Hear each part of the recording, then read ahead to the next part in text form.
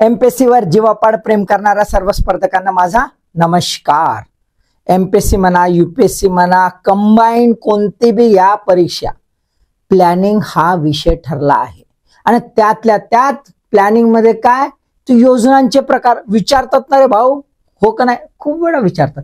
मग आपण पाहून घेऊया की एक्झॅक्ट प्रकार किती, कोणत्या कॉन्टेक्स्ट मध्ये। पण लक्षात ठेवा, इकॉनॉमिक प्लॅनिंग केवळ योजना नाही। जरी इथे योजनांचे प्रकार लिहिलं असलं तरी योजनांचे प्रकार म्हणजे आपण इकॉनॉमी वाचतोय, अर्थव्यवस्था वाचतोय, त्यामुळे आर्थिक नियोजनाचे प्रकार, आर्थिक योजनाचे प्रकार, केवळ योजनाचे नाही। नाहीतर भलते सलते वाचत बसा ना मग बुचकाळात पडा। आलं लक्षात? ठीक आहे, तर मग पाहून घ्यायचे का? पण पाहण्यापूर्वी तुम्हाला माहिती आहे बाबा, है ना, एकदम लेंदीवाला व्हिडिओ राहिला का आपल्याला डोक्यात दोन प्रश्न घुसवायचे असतात, म्हणजे असतात काऊन तर आयडिया क्लिअर झाली पाहिजे, कॉन्सेप्ट समजला पाहिजे, प्रश्न कसे विचारतात ते समजलं पाहिजे। आलं लक्षात? ठीक आहे, तर मग दोन प्रश्न पावाचे, चला पाहून घेऊ। पहिला प्रश्न, कोणत्या योजनेस, काय म्हणतात, कोणत्या योजनेस आर्थिक क्षेत्रीय योजना सुद्धा संबोधल्या जाते? Which plan also non as economic sectoral plan. एक सुधारणात्मक योजना करेक्टिव्ह प्लॅन, दुसरं विकासात्मक योजना डेव्हलपमेंटल प्लॅन, तिसरं भौतिक योजना फिजिकल प्लॅन आणि चौथा आंशिक योजना पार्शियल प्लॅन। का हो? तुम्हाला उत्तर शोधायचं आहे। आता आपण प्रकार पाहणार आहोत, है ना। दुसरं, खालील पैकी कोणती योजना अविकसित राष्ट्रास अनुकूल नसते? Which of the following plan not suitable to the under developed country? स्थिर योजना फिक्स्ड प्लॅन, सूचनात्मक योजना इंडिकेटिव्ह प्लॅन, सरकती योजना रोलिंग प्लॅन आणि मध्यम मुदतीची योजना मीडियम टर्म प्लॅन, है ना। ते कोणती बाबा सुटेबल नाही आहे? प्रश्न असे विचारू शकता, एकदम सोपे, ऐक नाही, पण मग म्हणतो बाबा हो कोणता माहित नाही, है ना। तर आता आपण पाहून घ्यायचे प्रकार, समजायचा, मग चला मस्तपैकी पाहून घेऊ आपण एकूण 20 प्रकार। किती? 20 प्रकार। पण वर्गीकरण जे करायचं आहे तर त्याचा आधार लागेल। आधार किती? 9 आधार, 9 आधार आणि 20 प्रकार आज आपण समजून घेणार। ऍड हँड है तुमच्या समोर आहे, तर 9 पहिले पाहून घेऊ। काय आधार? The basis of economic planning classification. पहिला आहे कक्षा स्कोप, दुसरं काल मर्यादा टाइम हॉरायझन, तिसरं आंतरनिरसन लेवल ऑफ इंटरव्हेन्शन हस्तक्षेप कुठला, चौथं नियंत्रण पातळी कंट्रोल कसा करता डिग्री ऑफ कंट्रोल, पाचवं अंमलबजावणीचे स्वरूप how the implementation is happen nature of implementation, 6 लवचिकतेचे प्रमाण डिग्री ऑफ फ्लेक्झिबिलिटी अडॅप्टेबिलिटी कशी आहे ती, है ना, 7 चेंजिंग कसा बदल होतोय त्याच्या आधारावर, आणि बटवन व्याप्ती कव्हरेज किती आहे त्याचा, आणि लास्ट वन उद्देश, what is the objective of the planning. हे 9 बेसिस आहेत, त्या 9 बेसिसचा प्रत्येक बेसिसचा आपण उपवर्गीकरण, त्याच्या आधारावर वर्गीकरण। ठीक आहे, पहिला आहे कक्षा, जर बघितली आपण तर बस दिसतंय नॅशनल राष्ट्रीय, त्यानंतर क्षेत्रीय रिजनल आणि स्थानिक लोकल। लक्षात ठेवायचा हा चार्ट मी बनवून दिलाय, आलं की नाही लक्षात? हा चार्ट बिलकुल लक्षात ठेवायचा, खूप महत्वाचा आहे। मग याचं थोडंसं इंट्रोडक्टरी एलिमेंट आपण प्रत्येक प्लॅनिंगचं समजून घेऊया। ठीक आहे, काल मर्यादा दीर्घ मुदतीचे लॉंग टर्म, है ना, म्हणजे दीर्घ मुदतीचे, मध्यम मुदतीचे मीडियम टर्म आणि अल्प मुदतीचे म्हणजे शॉर्ट टर्म। जर अंतर्निरसन, है ना, लेवल ऑफ इंटरव्हेन्शन जर बघितलं तर इंडिकेटिव्ह सूचनात्मक किंवा निर्देशात्मक डायरेक्टिव्ह, है ना, नियंत्रण पातळी जर बघितली तर केंद्रीकृत सेंट्रलाइज्ड, विकेंद्रीकृत म्हणजे डिसेंट्रलाइज्ड, अंमलबजावणी जर बघितलं प्राकृतिक किंवा भौतिक फिजिकल, आणि इथे आर्थिक फायनान्शियल, आणि लवचिकतेचे स्थिर फिक्स्ड प्लॅनिंग, आणि इथे रोलिंग प्लॅनिंग म्हणजे सरकती योजना, त्यानंतर बदल असेल तर फंक्शनल चेंज आहे, तर फंक्शनल कार्यात्मक, आणि इकडे संरचनात्मक स्ट्रक्चरल. व्याप्ती जर बघितली तर सर्वसाधारण जनरल, कॉम्प्रेहेन्सिव्ह समावेशक, आणि इकडे दिसेल तुम्हाला आंशिक पार्शियल सेक्टोरल. ठीक आहे. उद्देश जर बघितला तर सुधारणात्मक करेक्टिव्ह, आणि इकडे दिसेल डेव्हलपमेंटल विकासात्मक. असे आपल्याला 20 प्रकार पाहायचे आहेत. पहिल्यांदा चार्ट डोक्यात फिट है ना. आता झाला का थोडेसे सिरियस, मग सिरियस झाला असेल तर समोर, जे सिरियस नसतील झाले ते बाहेर, है की नाही. नो टाइमपास, नो टीपी, है ना. You have to take the depth in each and every topic. मस्त डेप्थ घ्यायची आणि रिझल्ट घ्यायचा. आता इंट्रोडक्टरीच डेप्थ घेऊ, मग तर अजून डिटेल. ठीक आहे. तर चलाच मग, चला अजून समोर जाऊ. हा, पहिल्यांदा बघूया स्कोप, कक्षा. टेरिटोरियल, कशाच्या प्रादेशिक लेवलवर, टेरिटोरियल क्षेत्रीय लेवलवर. टेरिटोरियल लक्षात आले का. जेव्हा एक योजना, लक्षात घ्या बघा शब्दाकडे लक्षात द्या, जेव्हा एकच योजना संपूर्ण राष्ट्राकरिता बनवल्या जाते, है ना. Only one plan, one plan one nation. आला लक्षात. जेव्हा एका देशाकरता एक योजना बनविल्या जाते, है ना, त्याला आपण काय म्हणतो, नॅशनल प्लॅन, राष्ट्रीय योजना. लक्षात आलंय. क्लिअर, लक्षात आलंय.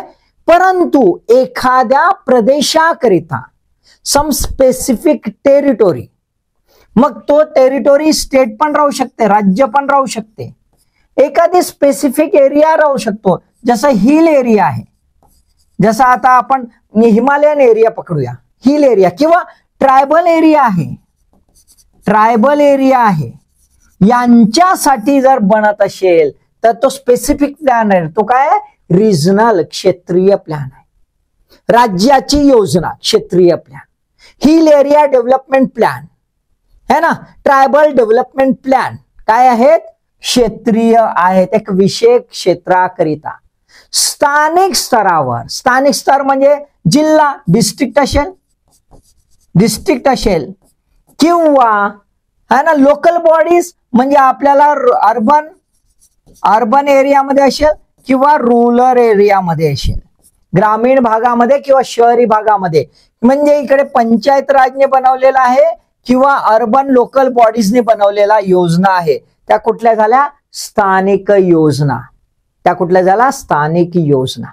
जेव्हा नॅशनल प्लॅन, राष्ट्रीय योजना बनते, तेव्हा राष्ट्राचा एकत्रित विचार केला जातो. त्याच्यात काय केला जातो, राष्ट्राचा एकत्रित विचार केला जातो. तिथे एकदम एक स्पेसिफिक एरियाचा विचार केला जात नाही, एका स्पेसिफिक सेक्शनचा विचार केला जात नाही. यामध्ये सर्वच सेक्टर असतात, यामध्ये सर्व क्षेत्र म्हणजे primary sector, secondary sector, tertiary sector सर्वच आले. रिजनल याच्यामध्ये स्पेसिफिक असतं, एका याला टार्गेटेड केलं असतं, एका बाबीला टार्गेट केलं असतं. आणि स्थानिक म्हणजे स्थानिक ज्या बाबी आहेत त्याला प्राधान्य देण्यासाठी, it gives the priority to the local needs. Local ज्या नीड्स आहेत, स्थानिक गरजा ज्या आहेत त्याला याला प्रायोरिटी दिल्या जाते. आणि इथे काय, राष्ट्रीय गरज, national needs, general needs, national नीड्सवर फोकस केल्या जाते. क्लिअर, ठीक आहे, लक्षात आलंय. हे जे प्लॅन आहे, राष्ट्रीय योजना, ही सहसा कशी असते, कॉम्प्रेहेन्सिव्ह असते, जनरल असते, समावेशक असते, सर्वसाधारण असते. परंतु क्षेत्रीय योजना ज्या आहेत ह्या टार्गेटेड राहू शकतात, एका विशेष बाबी करता राहू शकतात. This are the targeted plans, targeted plans, है ना. याला जनरल प्लॅन्स आहेत. Clear, right. आणि ह्या लोकल बॉडीजच्या प्लॅन्स. चलायचं, समजलं एवढं स्कोपच्या आधारावर. दुसरं जर बघितलं आपण तर काल मर्यादा, टाइम हॉरायझन. पॉप्युलर प्लॅन, जेव्हा आपण योजना हा शब्द ऐकतो तर आपल्या डोक्यात पंचवार्षिक योजना, है ना. आमच्या वेळात तर 10वी मध्ये बापू पंचवार्षिक योजना करशील का रे. पॉप्युलर ट्रेंड, 10वी पास होणं एवढं कठीण विचारू नका. रिझल्ट कसा लागे, 48%, है ना 36%, है ना 50-60% खूप. आता 90 नाही 99% रिझल्ट ना, पोट्टे फुस ये काहीच नाही, है ना, बरोबर आहे, फुल पास, है ना, ढकल दे धक्का असो. तर टाइम होरायझन हा पॉप्युलर ट्रेंड आहे. पहिला आहे दीर्घ मुदत, लॉंग टर्म, है ना, किती 15 ते 30 वर्षाकरता. याला दुसऱ्या शब्दामध्ये दूरदृष्टी योजना किंवा perspective plan, vision, as a vision असं म्हणतात. दुसरा आहे मध्यम मुदत, मीडियम टर्म, इन जनरल 3 ते 7 वर्षाकरिता. पॉप्युलर ट्रेंड आहे पंचवार्षिक योजना, 5 year plan is a popular trend. जेवढ्या काही विकसनशील राष्ट्र आहेत त्याच्यामध्ये हे सर्वसाधारणतः आपल्याला पंचवार्षिक योजना दिसेल. अल्पमुदत, शॉर्ट टर्म, 1 ते 2 वर्ष, सहसा अॅन्युअल प्लॅन्स असतात, वार्षिक योजना असतात. म्हणजे आपला जो अंदाजपत्रक आहे, अंदाजपत्रक, budget is nothing but the annual plan. Budget is nothing but the annual plan. Perspective plan जर बघितला आपण तर खूप दूरचा वेध घेतला जातो, खूप दूरचा, 15-20 वर्षाचा. आणि 15-20 वर्षाचा वेध घेतला असल्यामुळे हा कसा असतो, खूपच जनरल असतो, सर्वसामान्य, एकदमच खूप मोघम असतो. ढोबळ मानाने म्हटलं जातं की भाई इंडिया 50 साल बाद, इंडिया 20 साल बाद, है ना, 20 साल बाद कैसा रहेगा ये यहाँ पे नहीं दिखेगा. यहाँ पे नहीं दिखेगा यानी क्या, कुछ भी नहीं. यहाँ पे बड़ी बड़ी बिल्डिंग होंगी, ये तो पूरा शहर बदल जाएगा. बदल दिसतो, है ना, बदल, जबरदस्त काहीतरी ट्रान्सफॉर्मेशन, टोटल ट्रान्सफॉर्मेशन होणार असेल अशा याला आपण पर्स्पेक्टिव्ह प्लॅन मध्ये बघतोय. खूप दूरचा, तुम्ही दूरचा विजन, अभी मैंने एमपीएससी शुरू किया रिटायरमेंट के वक्त क्या, असा पर्स्पेक्टिव्ह प्लॅन. आलं नाही लक्षात. मीडियम टर्म प्लॅन, पंचवार्षिक योजना, सहसा 5 वर्षाची योजना ही असते. आणि याच्यामध्ये 5 वर्षाचा, 3 वर्षापासून 7 वर्ष, म्हणजे 5 वर्षाचा इन जनरल टार्गेट फिक्स असतो, फिक्स टार्गेट असतो. आलं की नाही लक्षात. याच्यामध्ये सहसा बदल होत नाही, या योजनांमध्ये बदल होत नाही. यामध्ये कालमर्यादा महत्वाची आहे की या कालमर्यादेमध्ये हा टार्गेट अचीव्ह करायचा आहे, की से एक्झाम्पल इकॉनॉमिक ग्रोथ 6% अचीव्ह करायची, असं इथे डिक्लेअर केलं जातं. आणि हा सहसा, हे तिन्ही प्रकारचे हे सहसा कॉम्प्रेहेन्सिव्ह प्लॅनच असतात. कॉम्प्रेहेन्सिव्ह प्लॅन असतात, सर्वसाधारण असतात, जनरल प्लॅन्स असतात, फिक्स्ड असतात, स्थिर असतात, कारण की वेळ निश्चित केली आहे ना, वेळ निश्चित. So all time horizon are fixed plans, निश्चित प्लॅन केलेला आहे हे सांगितलेलं आहे, याच्यात बदल सहसा होत नाही. अॅन्युअल प्लॅन म्हणजे अंदाजपत्रक, बजेट असंच त्याला आपल्याला समजून घ्यायचं आहे. ओके, क्लिअर, ठीक आहे. आता आपण बघू अंतर्निरसन. हा पण पॉप्युलर ट्रेंड आहे, लेव्हल ऑफ इंटरव्हेन्शन, है ना. इंडिकेटिव्ह, त्याला प्रलोभनात्मक किंवा इंड्युसमेंट प्लॅन सुद्धा म्हणतात. आणि निर्देशात्मक, डायरेक्टिव्ह, याला आज्ञार्थी इम्परेटिव्ह प्लॅन सुद्धा म्हणतात, है ना. इंडिकेटिव्ह म्हणजे हा केवळ सूचना देतो. इंडिकेटर, सिग्नल, बापू सिग्नल लागलाय लाल, आहे ना, रस्ता तोडू नको, सिग्नल तोडू नको, रस्त्यानं धावू नको, असं म्हटलं जाते. पण एखादं पोट्ट तोडलं ना, त्याला काय करते, तुम्ही म्हणता नाही चलान बसते, बरोबर आहे ना, इथं चलान बसते. पण एखाद्या वेळेस कॅमेरे चालले नाहीत आणि पोलिसच नसन तर, है ना, फुल एन्जॉय होते त्याचा, तो झाला इंडिकेटिव्ह. इंडिकेटिव्ह म्हणजे सांगणं. जसं तुम्हाला एमपीएससीच्या पोट्ट्यांना सांगितलं जाते, बे अभ्यास करा रे, टाइमपास करू नका, अभ्यास करांत पास व्हान, टाइमपास करांत, असं म्हणतात ना. तुम्ही का म्हणता, चढणार आहे तू का सांगतास, असं म्हणता का, नाही, तुम्ही ऐकता, हो अभ्यास करतो, सूचना दिली आहे फक्त, अभ्यास करावे, है ना. मानगुडी धरून असं बसवला, चल अभ्यास करावा असं म्हणला का, नाही. इथे काय आहे, नो कंपल्शन नाही आहे, है ना. मग इथे काय पर्सुएशन आहे, बाबा करणं रे, करणं बे असं म्हणावं लागते त्याला. मग तो ऐकलाच नाही, पाय तू जो अभ्यास करते पोट्ट्याने नाही का, लहान पोट्ट्यानले, तू अभ्यास केलास ना तर मग तुले चॉकलेट, आता अभ्यास केलास ना मग तुले मोबाईल म्हणतो ना, है ना. म्हणजे इंड्युसमेंट समथिंग, काहीतरी प्रलोभन दिल्या जातं. जसं टॅक्स हॉलिडे वगैरे, टॅक्स हॉलिडे वगैरे सारखा. बापू गडचिरोली सारख्या डिस्ट्रिक्ट मध्ये जो कंपनी लावन त्याला 5 वर्ष टॅक्स हॉलिडे म्हणतो ना आपण असा, तर ते टॅक्स हॉलिडे. अशा प्रकारचे प्रलोभन ज्यामध्ये दिलं जातं that is a indicative planning किंवा इंड्युसमेंट प्लॅनिंग. याच्यामध्ये कुठलंही बंधन नसतं, है ना. याच्यामध्ये कुठलाही कंट्रोल नसतो, नो कंट्रोल. म्हणजे काय, इथे गव्हर्नमेंट जे आहे हे गव्हर्नमेंट अननेसेसरीली इंटरव्हेन करत नाही, कुठेही काही म्हणत नाही, फक्त सांगते की बापू यांनी असं असं करावं, आम्ही अशा अशा सोयी करून ठेवल्या आहेत. टॅक्स हॉलिडे करून ठेवला आहे ना, रस्ते बांधून देतो, जमिनी मिळवून देतो, तुम्ही पावा, तुम्हाला का करायचं आहे. बरोबर आहे, right. That is called as a indicative planning. That is called as a indicative planning. इकडे डायरेक्टिव्ह प्लॅनिंग. डायरेक्टिव्ह प्लॅनिंग मध्ये काय म्हणते, full control, full control by government. Plan government बनवन, है ना, टार्गेट गव्हर्नमेंट देईल, ॲलोकेशन, रिसोर्स ॲलोकेशन, संसाधनाचं वाटप हे सुद्धा सरकार करेल. इथे कुठलंही प्रलोभन नाही, जे काही आहे ते सरकार निश्चित करेल. टार्गेट सरकार, रिसोर्स ॲलोकेशन सरकार, कोणत्या क्षेत्राला किती वाढवायचं ते सरकार, सरकारच इथे ठरवेल. It's a full control, fully control. म्हणजे काय आहे, actually it's a controlled planning, है ना. हे नियंत्रित योजना आहे. याच्यामध्ये आज्ञा दिली जाते, तुम्हाला हे करावं लागल, पोट्ट्या तुले अभ्यास करावा लागल, नाही तर एक कानाखाली.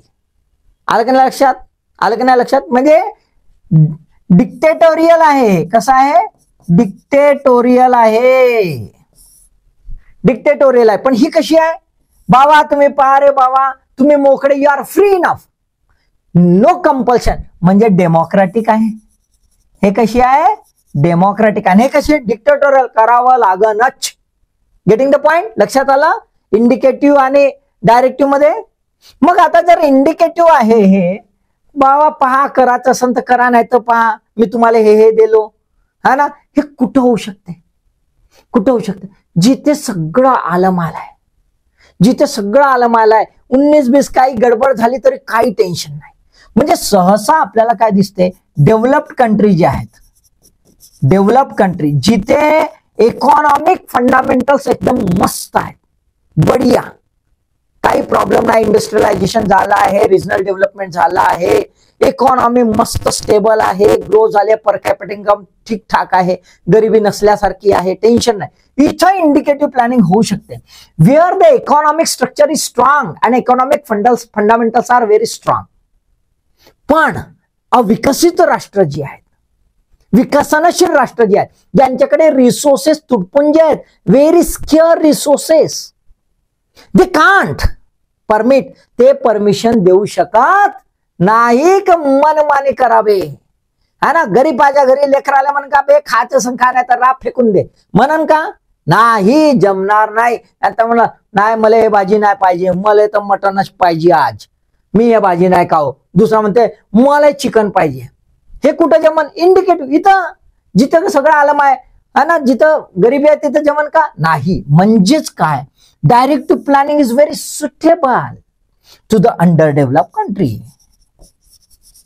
जिथे रिसोर्स अलोकेशनचा प्रॉब्लेम आहे, जिथे रिसोर्सेस केअर आहे, डेव्हलपमेंट झालं नाही, इकॉनॉमिक स्ट्रक्चर जे आहे ते स्ट्रॉंग नाही, फंडामेंटल्स वीक आहेत, तिथे हे काय आहे, डायरेक्टिव्ह प्लॅनिंग अत्यंत महत्वाची आहे. Okay, getting the point, clear. Okay, चला आता आपण बघूया डिग्री ऑफ कंट्रोल, सेंट्रलाइज्ड आणि डिसेंट्रलाइज्ड. बिलकुल इंडिकेटिव्ह प्लॅनिंग जे आहे, म्हणजे डायरेक्टिव्ह प्लॅनिंग, डायरेक्टिव्ह प्लॅनिंग जे बघितलं की हे बघितलं. इन जनरल आपण बघतोय की सेंट्रलाइज प्लॅनिंग काय आहे, where the plan is made by the central authority. Plan कोणी बनवलाय, केंद्रीय एखादी इन्स्टिट्यूशन आहे तिने बनवलेला आहे. तीच प्लॅन बनवेल, तीच रिसोर्स अलोकेशन करेल, तीच टार्गेट निश्चित करेल, बरोबर आहे, तीच फॉलोअप घेईल आणि डिक्टेट करेल की तुम्हाला हे करावं लागेल. बरोबर आहे. सो सेंट्रलाइज प्लॅनिंग हे जे आहे ही आपल्याला दिसेल डिक्टेटोरियल प्लॅनिंग सुद्धा आहे. डिक्टेटोरियल प्लॅनिंग आहे, डायरेक्टिव्ह प्लॅनिंग आहे, इम्परेटिव्ह प्लॅनिंग आहे, टॉप डाऊन प्लॅनिंग है ना. वरून वर केंद्रावर कोणीतरी बसला आहे नॅशनल लेवलवर आणि ते नॅशनल लेवलचं जे आहे तो योजना बनवतो, तो त्याचं इम्प्लिमेंटेशन करतो है ना. खालचे फक्त एक्झिक्यूट करतात, काही डोकं घालू शकत, जेवढं सांगितलं तेवढं करायचं. म्हणजे हे कसे आहे, एकच वर बनते, नॅशनल प्लॅन आहे. सेंट्रलाइज प्लॅन सहसा कसा असतो, नॅशनल प्लॅन असतो. बरोबर आहे. हा सहसा कसा असतो, एकच बनलेला असतो. म्हणजे हा जनरल प्लॅन आहे, जनरल आहे, कॉम्प्रेहेन्सिव्ह आहे. बरोबर आहे. पण जरूर नाही की हा जनरल किंवा कॉम्प्रेहेन्सिव्ह, कधी कधी सेक्टोरल सुद्धा राहू शकतो. सेंट्रलाइज प्लॅन कधी कधी सेक्टोरल सुद्धा राहू शकतो. सेक्टोरल म्हणजे इकॉनॉमिक सेक्टर. ओके, ठीक आहे, राईट. तर केंद्रीय म्हणजे लक्षात आला. कशाला लागतंय, पुन्हा अडचण, जिथे रिसोर्सेस स्केअर आहेत, संपूर्ण याचा एकत्रित विचार झाला पाहिजे असं दिसतंय, त्या ठिकाणी सेंट्रलाइज. म्हणजे कुठे, जिथे प्रॉब्लेम आहे, अंडर डेव्हलप्ड कंट्रीज. बरोबर आहे, अंडर डेव्हलप कंट्रीज. डिसेंट्रलाइज कुठे, आता आपल्याला असं दिसतंय की बाबा लोकल नीड्स ज्या आहेत, स्थानिक स्तरावरच्या ज्या अडचणी आहेत, जी आव्हानं आहेत आणि ज्या गरजा आहेत, त्याला प्रायोरिटी दिली पाहिजे. प्रायोरिटी कुठली, लोकल नीड्सला प्रायोरिटीज है ना. प्राधान्य लोकल नीड्सला देण्याची जेव्हा गरज असेल, स्थानिक स्तरावरचा विकास स्थानिक स्तरावरूनच होणं आवश्यक असेल. दुसरा, पीपल्स पार्टिसिपेशन, लोकांचा सहभाग होऊन सेल्फ डेव्हलपमेंट, ज्याला म्हणतात पीपल्स डेव्हलपमेंट किंवा सेल्फ डेव्हलपमेंट, तर लोकल डेव्हलपमेंट करायचं असेल तिथे डिसेंट्रलाइज्ड प्लॅनिंग केल्या जाते. हे यासाठी की प्रत्येक स्थानिक स्तरावर त्याच्या गरजा वेगवेगळ्या प्रकारच्या राहू शकतात, त्याच्या अडचणी वेगवेगळ्या प्रकारच्या राहू शकतात आणि स्थानिक स्तरावर जर तिथल्या लोकांनी स्वतः सहभाग केला तर त्यामध्ये अधिकाधिक विकास होण्याची शक्यता असते है ना. पीपल्स पार्टिसिपेशन अधिकाधिक झालं तर अधिकाधिक विकास होऊ शकतो. अशा वेळेला डिसेंट्रलाइज प्लॅनिंग हा विचार केला जातो. लक्षात आले का. तर आपल्याला बघता येईल की 1992 पर्यंत भारतामध्ये काय दिसतंय, इन जनरल सेंट्रलाइज प्लॅनिंग चाललं आणि आफ्टर 73rd 74th अमेंडमेंट है ना, लोकल बॉडीजला एम्पावर्ड केलं आणि डिसेंट्रलाइज प्लॅनिंग याला फोकस करण्यात आला है ना. आणि हा जो प्लॅन आहे, हा प्लॅन कुठे बनतो, ग्रासरूट लेवलवर, पंचायत राज लेवलवर बनतो, अर्बन लोकल बॉडीजवर बनतो आणि मग वर वर वर वर हा प्लॅन काय नॅशनल प्लॅन मध्ये इंटिग्रेट होत जातो. म्हणजे हा कसा अप्रोच आहे, हा बॉटम अप अप्रोच आहे. बॉटम अप अप्रोच आहे आणि हा कसा वरून दणकवलाय, करबेल आमच्या दे दणका, म्हणून हा टॉप डाऊन अप्रोच आहे. लक्षात आलंय का, समजलं, क्लिअर लक्षात आलंय. चला आता आपल्याला दिसतंय की नेचर ऑफ इम्प्लिमेंटेशन कसं होत आहे त्याच्या आधारावर. तर आपल्याला दिसतंय फिजिकल, भौतिक आणि फायनान्शियल. जेव्हा स्ट्रक्चरल चेंज, संरचनात्मक बदल करायचा असतो तेव्हा जे फिजिकल रिसोर्सेस आहे, फिजिकल रिसोर्सेस म्हणजे कुठले है ना, म्हणजे ह्युमन कॅपिटल, मानवीय है ना संसाधन, ह्युमन कॅपिटल आहे ना, लँड कॅपिटल आहे, लँड आहे.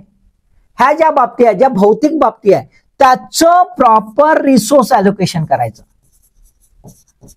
आणि इफिशियन्सी आणि इफेक्टिव्हनेस, परिणामकारकता आणि उत्पादकता वाढवायची असेल, प्रोडक्टिव्हिटी वाढवायची असेल तर त्याच्यासाठी जो योजना बनवल्या जाते that is called as a physical plan.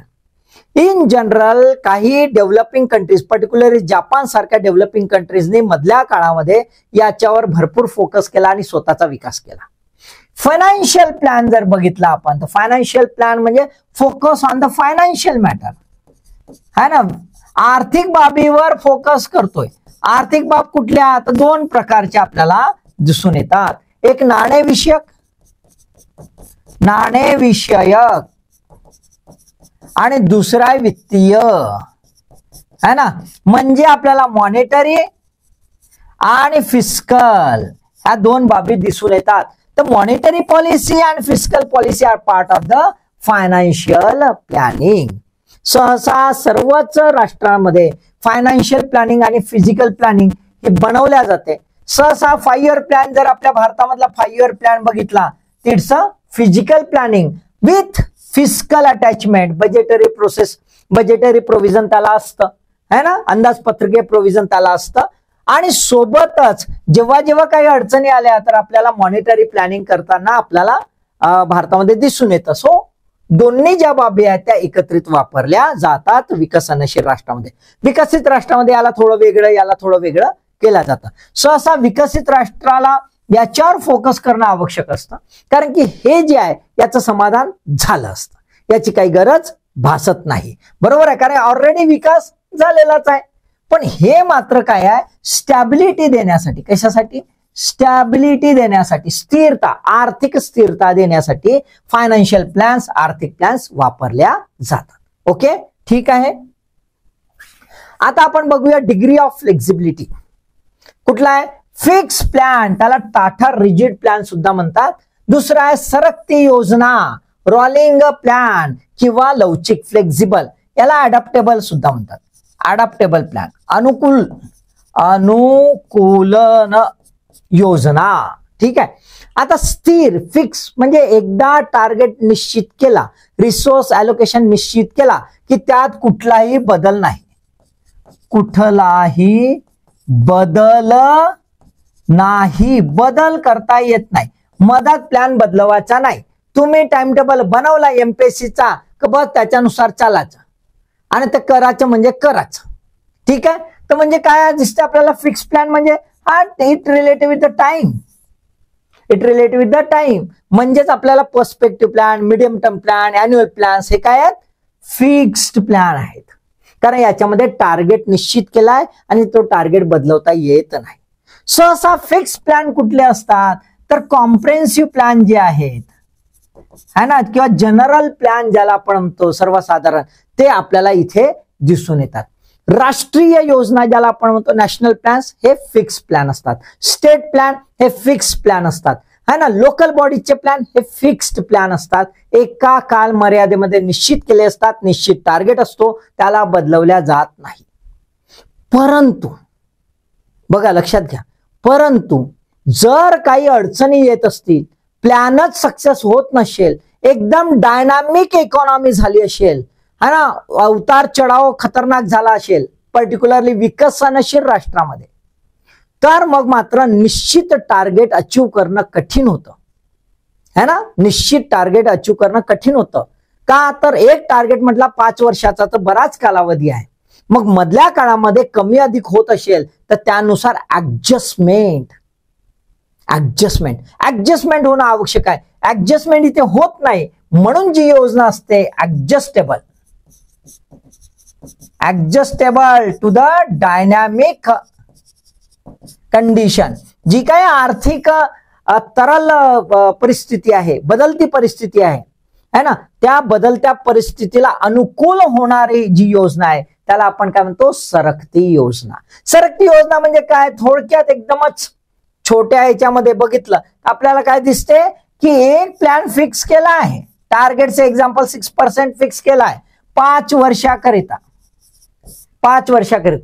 पण हा टार्गेट अचीव करायसाठी दरवर्षी एव्हरी इयर, दरवर्षी जो टार्गेट येईल, से एक्झाम्पल पहिल्या वर्षी टार्गेट आला 8%, तर दुसऱ्या वर्षी म्हणते ओके बाबा 8% ठेवून देऊ.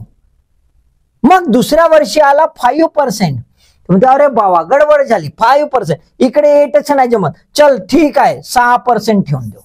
म्हणजे कसं करते? मॅनेज. पण भविष्याचा लगेचच्या भविष्याचा वेध घेते आणि बदलवते, लगेच वेध घेते आणि बदलवते. आणि कुठलं काय अचीव करायचं? काय?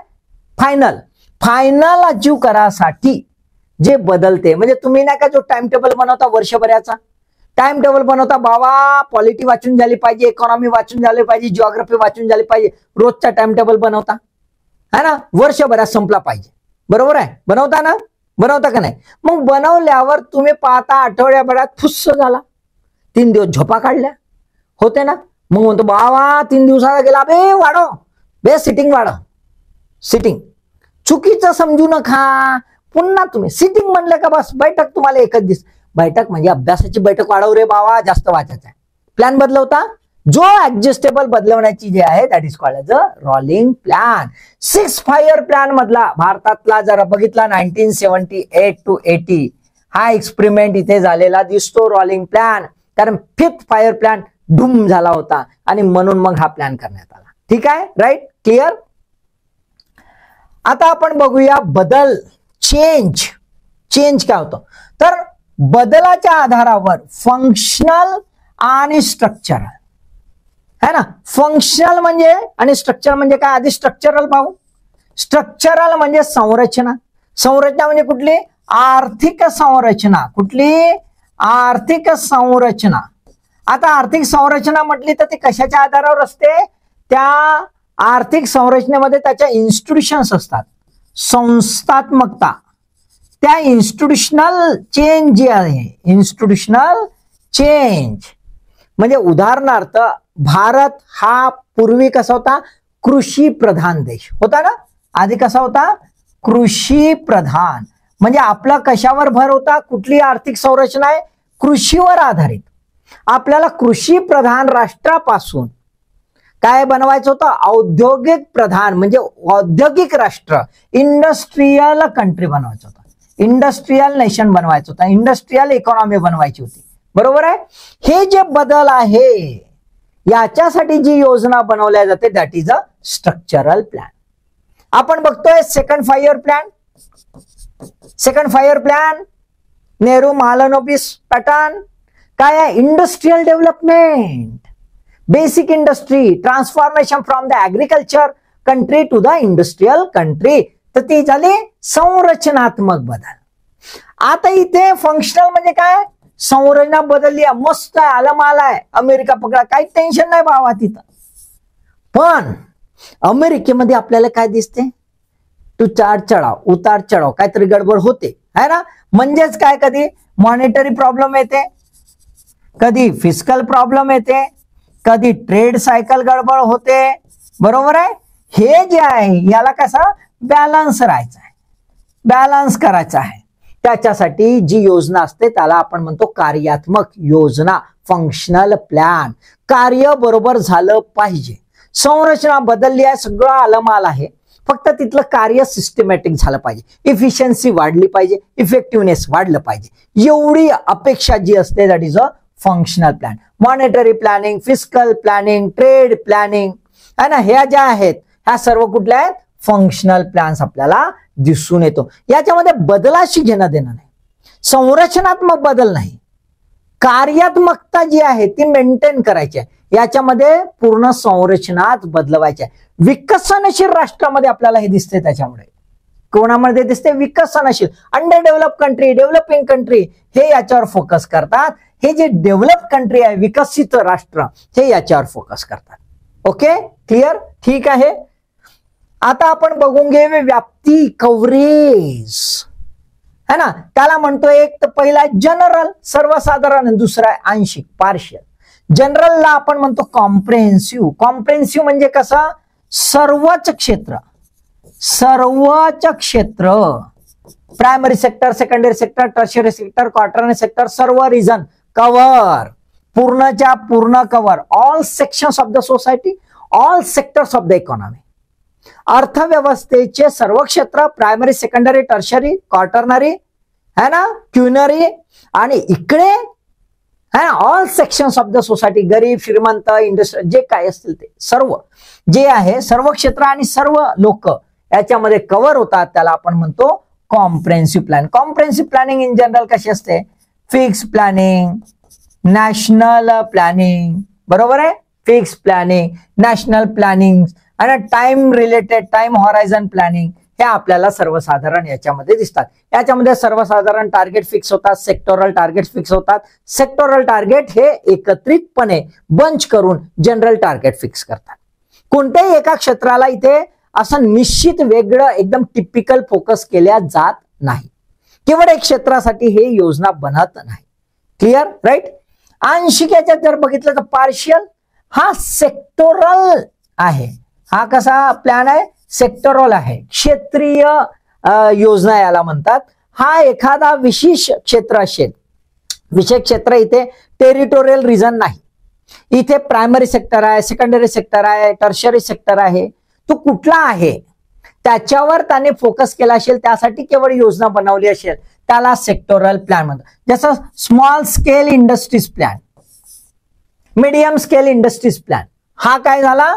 Sectoral plan. Agriculture plan sectoral plan, IT plan sectoral plan. लक्षात आलंय का? म्हणजे primary sector, secondary, tertiary sector याच्यातला फोकस असेल त्याला आपण काय म्हणतो? सेक्टोरल प्लॅन इन जनरल म्हणतो.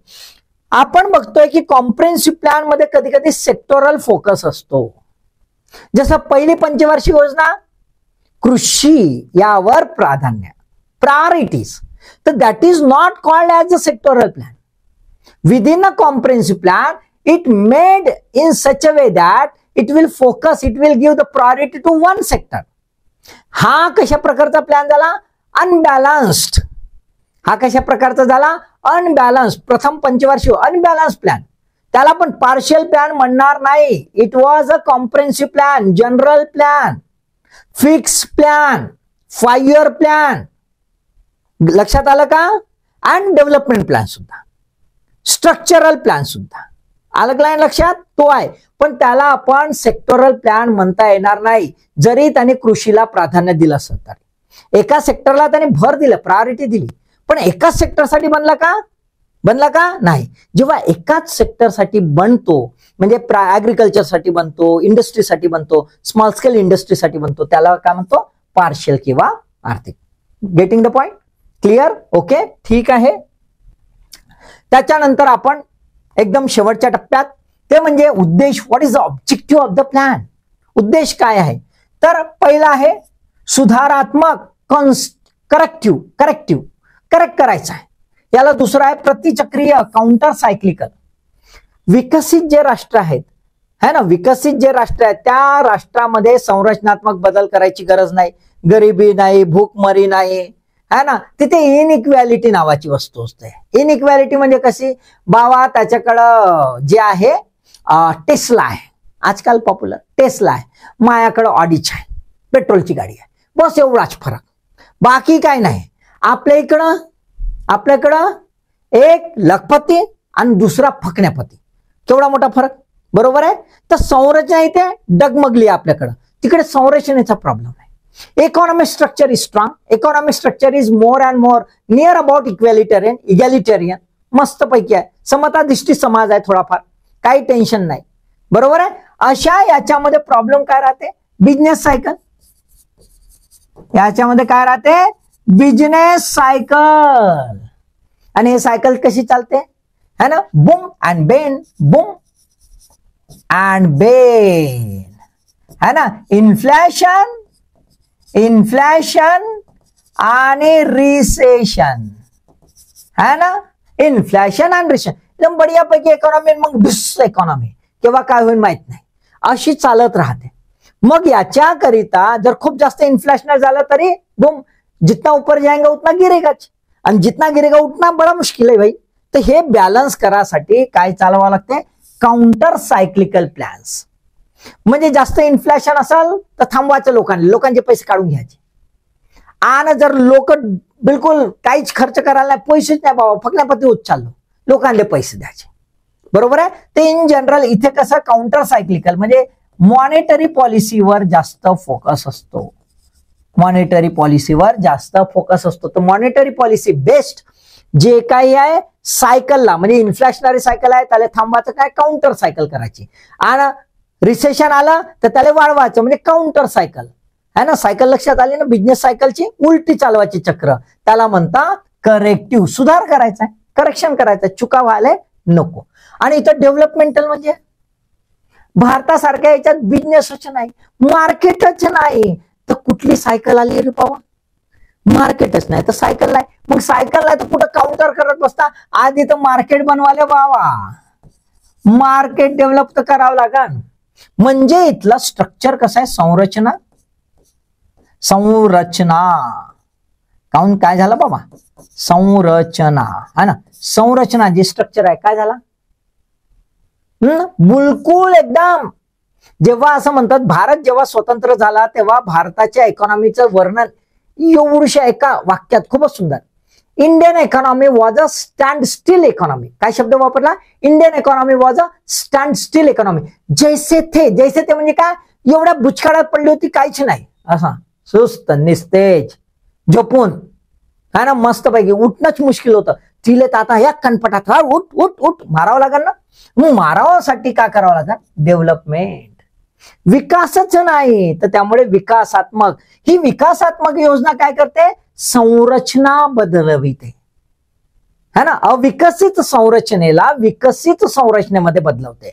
आणि therefore it change the structure, structural transformation आहे. म्हणून ही संरचनात्मक योजना पण असते. ही कशी आहे? कार्यात्मक योजना असते है ना. ही कशी आहे? संरचनात्मक. लॉंग टर्म पण बनवावं लागेल, मिडियम टर्म पण. फिक्स्ड असेल ही, पण गडबड होऊ शकते म्हणून रोलिंग पण ऍड होईल का नाही? रोलिंग पण ऍड होईल. कॉम्प्रिहेन्सिव्ह असेल, कारण की सर्वच देशाचा विकास करायचा आहे, पण काही एक विशेष बाबीवरही फोकस करायचा राहते. म्हणजे सेक्टोरल पण इथं राहील. डेव्हलपमेंटल प्लॅन, जसं hill area development plan, sectoral plan राहील का नाही इथे? बरोबर आहे. एखाद्या विशेष क्षेत्राचा पण कव्हरेज करावा लागेल, तो पण पाहावं लागेल. म्हणजे विकासात्मक योजना ही कशी? ऑल कॉम्प्रिहेन्सिव्ह योजना दिसेल. लक्षात आलं का? हे कोणाशी रिलेटेड आहे? अविकसित विकसनशील राष्ट्राशी निगडीत आहे. क्लिअर? काही अडचण याच्यामध्ये? एक तोंड ओळख मी एकदम व्यापक ह्याच्यात मी सगळ्याच योजना घेतल्या आणि त्याच्यामध्ये तोंड ओळख व्हावी ही अपेक्षा. कॉन्सेप्ट क्लिअर झाला पाहिजे, कारण जेव्हा तुम्हाला प्रश्न विचारतील, 2 प्रश्न तुम्हाला दिलेले आहेत, पाहून घ्या पुन्हा नसेल तर लक्षात. तर ते प्रश्न अशा प्रकारे सिंपल प्रश्न येतात पण बुचकाळ्यात टाकणाऱ्या राहतात. असं होऊ नये म्हणून ही तोंड ओळख आहे ना. डिटेलिंग तर भरपूर आहे, मस्त अनालिटिकल करता येते. मग कधी कधी आपण करूच व्हिडिओमध्ये. तुम्ही तर आज सोबत का नाही है ना? अरे बाबा पास व्हायचं आहे तर राहावंच लागेल, आहे का नाही का? बस. मग अभ्यासासाठी ऑल द बेस्ट.